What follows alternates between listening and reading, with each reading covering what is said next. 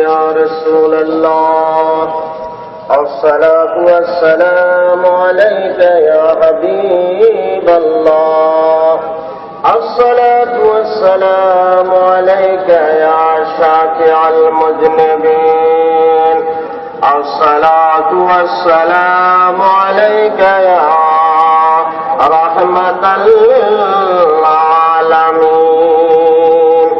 الحمد لله رب العالمين والعاقبة للمتقين والصلاة والسلام على رسوله وعلى آله وأصحابه وأوليائه وعلماء أهل سنته أجمعين أما بعد فأعوذ بالله من الشيطان الرجيم بسم الله الرحمن الرحيم إن الله وملائكته يصلون على النبي يا أيها الذين آمنوا صلوا عليه وسلموا تسليما اللهم صل على سيدنا محمد نبينا شفيعنا مولانا محمد نور نبي قمر صبي أرهب لابد كل كائنات لويتا পরে যাহার শরণ তলেতে আল্লাহুম্মা সাল্লি আলা সাইয়্যিদিনা মুহাম্মদ নাবিয়ানা শাফিআনা মাওলানা মুহাম্মদ খাটি পীরের শরণ ধরো পঞ্জে গলা নামাজ পড়ো খাটি পীরের শরণ ধরো পঞ্জে খাটিলে দেখতে পাবে ওই যে সোনার মদিনা আল্লাহুম্মা সাল্লি আলা মুহাম্মাদ নাবিয়ানা শাফিআনা।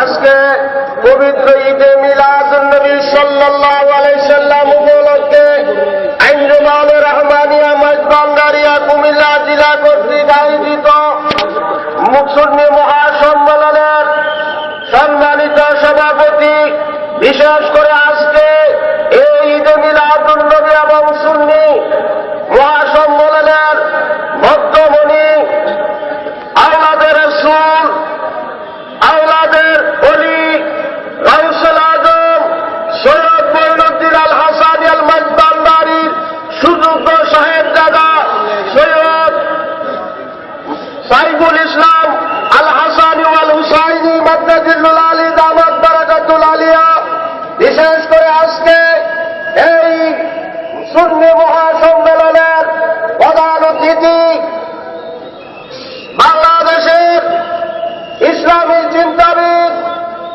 খতিবে আজম জমিয়তুল ফালাহ মসজিদের খতিব হযরতুল আল্লামা জালাল উদ্দিন সাহেব এবং বিশেষ করে বিভিন্ন এলাকা থেকে আগত পীর সাহেব কেবলা, বিশেষ করে শাহপুর দরবার শরীফের পীর সাহেব কেবলা এবং আঞ্জুমানে মুইদিয়া রহমানিয়া দরবারের হুজুর কেবলার রুহানি সন্তানেরা, আসসালামু আলাইকুম ওয়া রাহমাতুল্লাহি ওয়া বারাকাতুহু। আমি সকলকে আন্তরিক শুভেচ্ছা জানাচ্ছি। বিশেষ করে আজকে আমরা যে আওলাদের রাসূলের এই মহাসম্মেলনে উপস্থিত হতে পেরেছি, তাই আল্লাহর দরবারে শুকরিয়া স্বরূপ সকলের জোরে সোরে বলুন আলহামদুলিল্লাহ। আমি বলতে চাচ্ছি, আমাদের এই দেশে কোন নবী রাসূল আসে নাই, আমরা কোন নবী রাসূলের হাতে ইসলাম গ্রহণ করি নাই, আমরা ইসলাম গ্রহণ করেছি আউলিয়া কেরামের মাধ্যমে। এই দেশে আউলিয়া কেরামের মাধ্যমে ইসলাম প্রতিষ্ঠিত হয়েছে। এই দেশে হক্কানি সুন্নি মাশায়েখ বাংলাদেশে। এই দেশ আউলিয়ায়ে কেরামের দেশ, এই দেশ হক্কানি সুন্নি উলামায়ে কেরামের দেশ।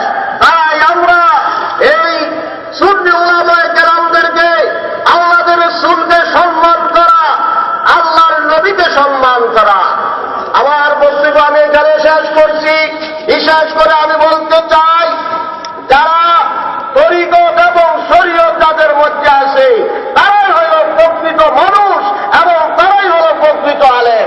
যাদের মধ্যে শরীয়ত আছে, তরিকত নাই, মৌলানা রুমির ভাষায় তারা হল আদা মানুষ, তারা প্রকৃত মানুষ নয়।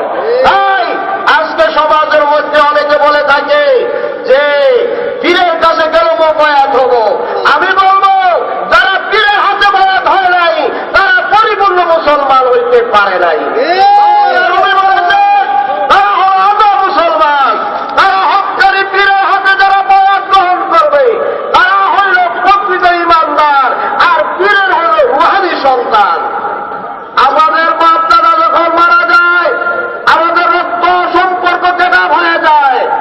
যদি পীরের আওলাদ মারা যায়, তাহলে তার সম্পর্ক বিচ্ছেদ হয় না, তার সম্পর্ক আরো বৃদ্ধি হয়ে যায়, এবং সে হল পীরের রুহানি সন্তান, তার সম্পর্ক শেষ হয় না।